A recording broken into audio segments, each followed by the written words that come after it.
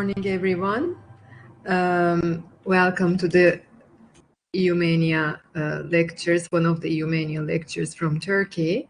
I'm Professor Aylin Güney from Yasar University in Izmir, Turkey, and I'm a professor of international relations and more specifically European Union studies. Today, I will be talking about the well-known and long-lasting Turkey-European relations, but how this long journey turned into a stalemate, which is the present case in the state of relations. So I want to first show the map of European Union, which is the current map with the 27 members, and Turkey, just to show you the geographical location of Turkey and how it relates to European Union. I think this map is quite useful. Now, when we look at the brief history of Turkey-European Union relations or Europe relations, we should say that Turkey's relations with Europe dates back to the Ottoman Empire, to a very long time, especially the 19th century Ottoman modernization was very, very critical by taking into the European example, the European modernization as a model. The Ottoman Empire was geographically in Europe because of the territorial expansion it had in Europe. As I said, the modernization was very, very much linked to the European Enlightenment. And the collapse of the Ottoman Empire was also due to the interactions and the wars with Europe. So the Ottoman Empire was a part of Europe, although it was considered sick, but the identity was still a European identity, and it was a very important identity anchor from the very beginning.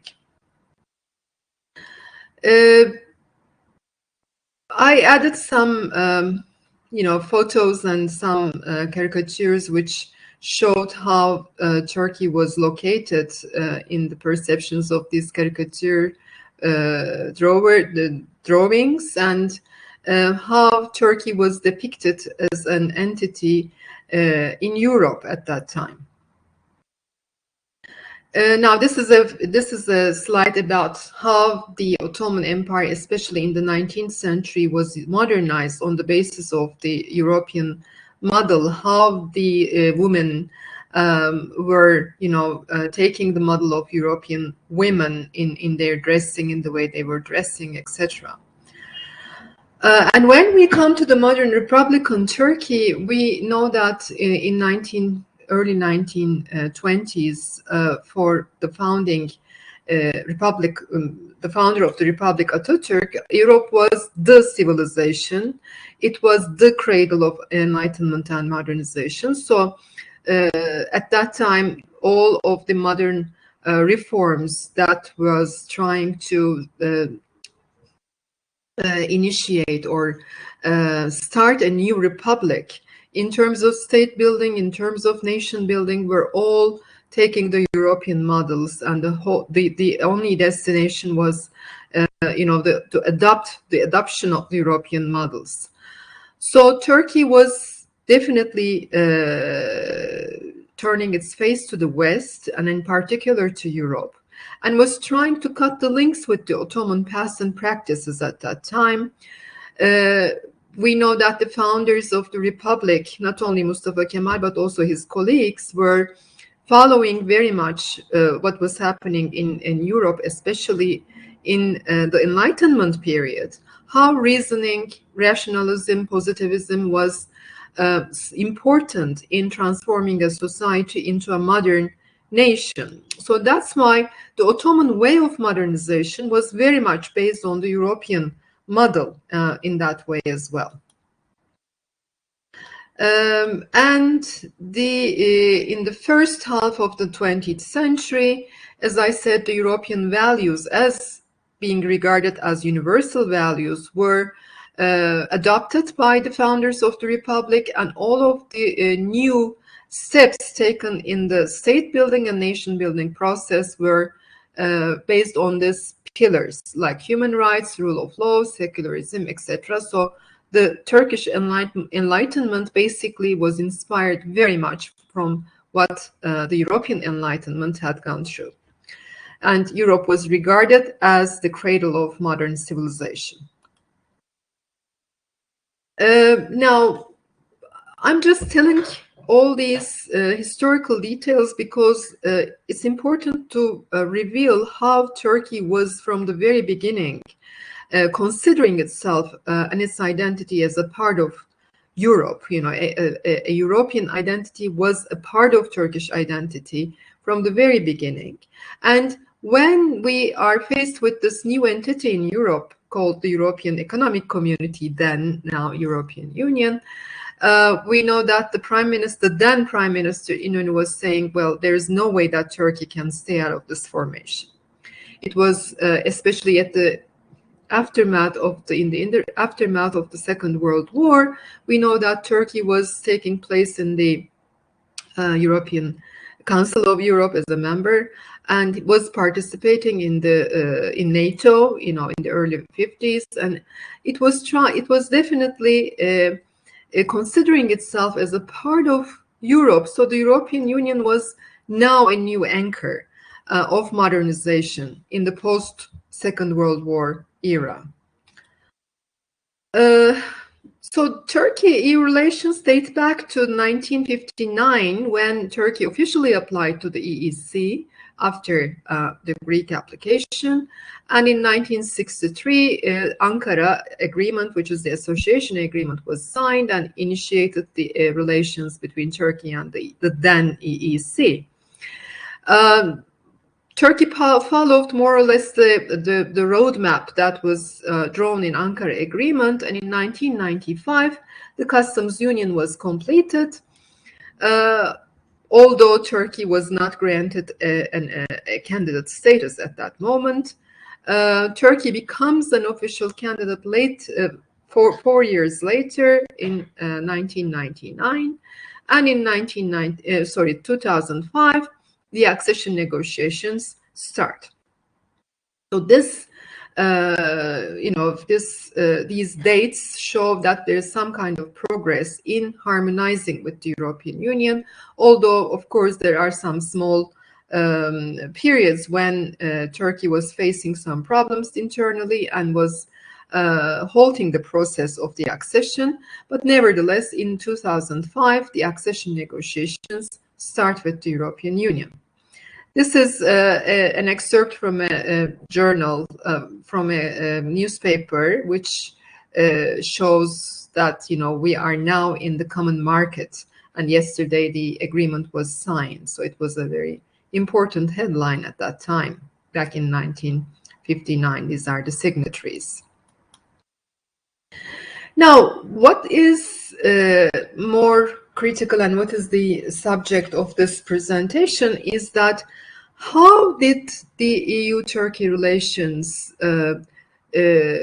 come to this current stalemate? You know, when we are talking about 2005, about the start of the accession negotiations after 42 years, and even under the shadow of the French opposition, what did happen so that, you know, the relations came to a halt almost, and Turkey and European Union dropped each other from their agenda of accession and enlargement respectively? What did happen?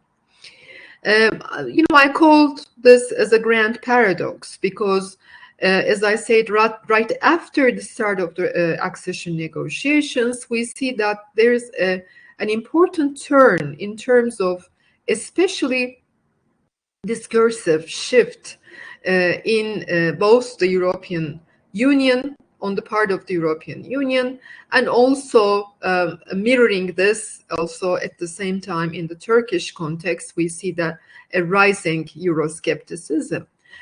And the most important aspect of this, of course, is what the literature calls as a turn towards a civilizational discourse rather than a technical or a political discourse. We see that the discourses of the leaders, as well as the EU leaders and the member state leaders, turn into a kind of identity-based and politically oriented discourse, which in a way is perceived by Turkey as an exclusionary discourse. And that was very, very critical in increasing, on the one hand, the Turkey skepticism, on the other hand, mirroring that in Turkey, a Euro skepticism. So what I'm trying to say is that I think the critical turning point is the 2004 Big Bang enlargement, what we call the 10 new member states joining the European Union, and the political strategic environment completely changes after the 1990s. So starting with the new century, the European Union is in fact facing a new, not only geography and geographical challenges, but also challenges with regard to its identity. The definition of a European, the definition of new boundaries, and definition of inclusion-exclusion patterns were very critical in locating Turkey as an accession country to the European Union in its geographical imagination, as critical theorists call it. So we see that the perceptions and expectations on both sides were not mutual. I mean, there was a mismatch, really. And this was evident, especially when we look at the implications of the 2004 enlargement. And I really take this, as I said, as a turning point, because I think that there are some direct implications of the 2004 enlargement for Turkey, and there are indirect implications. When we look at the direct implications of what happened after this enlargement, for Turkey, we see that there are some implications related to the negotiations, technical aspects. And when I say technical aspects, I refer to the way that the European Union is now handling the technical negotiation process. And we know that the accession of the Central and Eastern European countries to the European Union was quite quick, actually, when you compare it to the previous accessions, or the number of the accession countries were so high, so big, that the European Union was inevitably quite cautious in the next round of accession negotiations with the countries such as Turkey. So I'm saying that the nature of the negotiations, technical negotiations, somehow changed in the aftermath of the 2004 enlargement. A second implication is related to the mutual perceptions, which we might also say a normative or civilizational level. What I want to say, what I mean by this is that when you look at the discursive analysis, when you look at the discourses of the leaders at that time, right after the accession negotiations started with Turkey, you see not only some leading member states of European Union like France and Germany, and Sarkozy and Merkel respectively, talking about the suspicions whether Turkey can really be a full member in the future, whether Turkey is a European country, is it geographically a part of Europe, is it really dedicated to European norms and values, and whether this accession process or negotiation process is an open-ended one. These were all, aspects which was in a way put to the table, or it in fact delivered to the Turkish politicians and the public right after that enthusiasm, huge enthusiasm, which started with the start of the accession negotiations. So you see that inevitably the discourses start to stress the identity aspects, which might be referred to as civilizational aspects, that Turkey is a Muslim country, it's a too big country, it's not maybe geographically a part of Europe. These were all, in a way, resenting Turkey. They were all, loosening this euphoria that Turkey had at that stage when it just started the accession negotiations.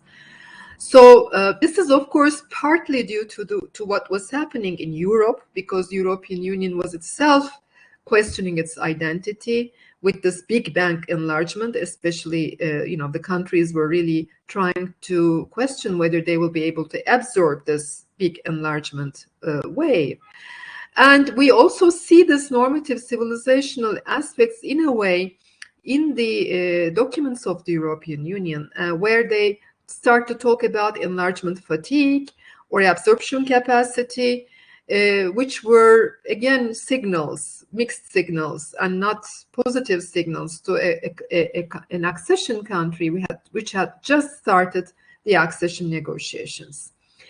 And of course, there are some implications regarding the externalities, which we might call, and Cyprus problem becomes a very important new benchmark in this respect, because Cyprus was accepted to the European Union despite the Annan Plan, and Annan Plan was very much backed by Turkey, but the referendum was not the outcome. The outcome of the referendum was not something that Turkey desired, but nevertheless, Cyprus was accepted to the European Union as a divided island, actually. So Cyprus became another important impediment, important problem in the relations between the Turkey and European Union.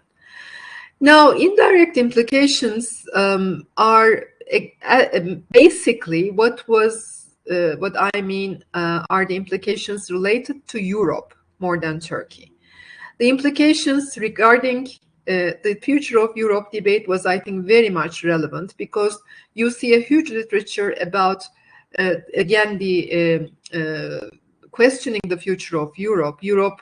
Would Europe remain as an idea or an empire which would, welcome different nationalities, welcome different religions, and live in peace, in unity with diversity slogan? Or will Europe remain as a project, but rather like a fortress, much with close boundaries to the outside members or possible members? So this debate, which was going on even in the official website of the European Union, was also, I think, very, very influential in affecting Turkey-EU relations at that time. Imagine that you're an accession country trying to join the European Union with an euphoria, but Europe just at the same time, at that moment, is trying to question whether the future of Europe what will be the future of Europe? What will be the future identity? Where will be the borders drawn, and who will be included, who will be excluded, kind of debate.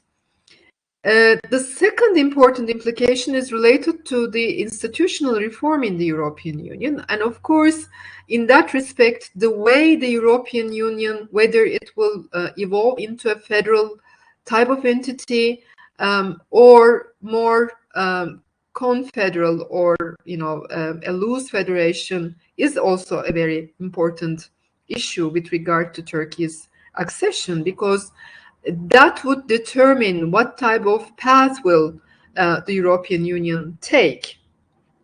And enlargement fatigue and absorption capacity, I think, were voiced in the official EU documents because of this internal institutional reform derives, maybe. So from the Turkish perspective, all these what was going on in Europe was seen as an institutional chaos, an identity crisis, because there are mixed signals coming from the heads of the states. Some of the member states are favoring Turkish accession, some others are against it. The Commission has a different discourse, the Parliament has a different discourse, and there's this identity crisis which is going on as perceived by Turkey at that time. One other important, I think, step or an important turning point is actually the Lisbon Treaty, the adoption of the Lisbon Treaty, and which I regard as Lisbon Treaty as a step moving away from federalism, because it's a step back from this constitution of Europe, and you see more intergovernmentalism and increasing role of the national parliaments, which makes the domestic politics of member states and public opinion much more important in assessing the Turkish accession. So Turkey with Lisbon Treaty is faced now with a different setting, where you see that the national parliaments, as well as in addition to European Parliament or Commission, are getting more and more important. So this puts Turkey with a different task and difficult task, because now Turkey has to also convince the member states, their public opinion, and their political leadership. The permanent presidency of the Council, which was again a Lisbon Treaty issue, with France and Germany's, Turco-skepticism, was, I think, can be considered as an also important issue. And as I said, the future of Europe debate, with the rejection of the constitution and adoption of the Lisbon Treaty, and the ongoing future of Europe debate, was all questioning the borders of Europe, the identity of Europe, the international role of Europe, and eventually the question was posed as, is Turkey the new other of the European Union? So from the Turkish perspective, the European politics is seen as competing and sometimes diverging practices of intergovernmentalism and supranationalism. The Commission is basically the negotiating party, so the main negotiator, and yet the Council, as composed of the member states, is the decision maker of the enlargement. So we see that Turkey was faced with a rising interest and importance of the national level, national parliaments and referendums in the post-Lisbon politics. Now, with economic policy also, there's a lot of problem in the Turkish perception of Europe. The Euro debt crisis is one, the transatlantic trade and partnership, which was discussed at that time, economic liberalization, increasing regulation debate, and then subsequent crisis of the Greece, Portugal, Spain. They were all followed very quickly, very, very carefully. But what is more important is that migration issue, which came up in the early, around 2011-12, and which has been continuing so far, because migration issue was seen from the Turkish perspective as revealing a Europe which is divided. A lack of common policy in the area of migration was witnessed, and the EU's dedication to democracy and human rights and European values were put into question in the way that they were treating this issue with the migration. So migration crisis was a further step in the stalemate, ongoing stalemate, towards the stalemate, let's say. So the enlargement, neighborhood policies, Europe as a fortress, as an empire debate, patterns of inclusion and exclusion were all confusing the Turkish, not only leadership, but also the Turkish public opinion. And we know that after the accession negotiations, unfortunately, the Turkish public opinion gradually turned anti-European or even Eurosceptic, let's say, because they thought that they will never be admitted to the European Union with these changes in the dynamics. So we see that Turkish foreign policies started to follow a different path, which is called a multifaceted foreign policy, engagement in Syria, more securitized policies, and this perceived exclusion from Europe and the discourses which kind of alienated the Turkish leadership was, it led to a kind of rising authoritarianism. The ban on media, political polarization, the weakening rule of law, and yet we should admit that the European Union was not as vocal as it was expected to be. It was silent and sometimes even supportive, as we saw in the European-Turkey deal with regard to migration crisis. So this was a very important turning point, because the leadership at that time in Turkey, and which has been continuing, it was possible for the leadership led by AKP and President Erdogan to utilize this Turco-skepticism as a tool in domestic politics. So EU was regarded and shown as not a credible anchor, not a credible partner, not a credible destination. And the message in the discourses of these leaders were given as, Turkey is doing its best, and trying to open even chapters like with regard to rule of law, etc. But they are all suspended because of the Cyprus issue and because of the domestic political concerns of the populist leaders in Europe. So, there's nothing else Turkey can do. But this rupture and this distancing was, I think, quite critical and important, because that was leaving the secular elites, which were looking at the European Union as a serious anchor for democratization, for more liberation, and for economic transformation. They were left with no anchor. They were not seeing the European Union as a supportive and constructive partner. Rather, the European Union was acting as, and the discursive focus was more on an exclusionary focus. So you see that, as you see from time to time, and as in the migration crisis, the individual member states leaders like Merkel was coming and praising Erdogan for such policies, and were trying to cooperate with Turkey.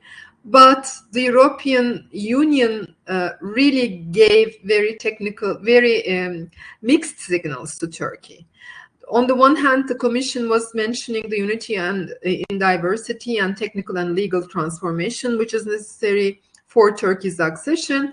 But at the same time, you would see member states who are talking about different options like Mediterranean Union, like privileged partnership or strategic partnership, which were not full membership. So Turkey lost the full membership prospect gradually after 2005,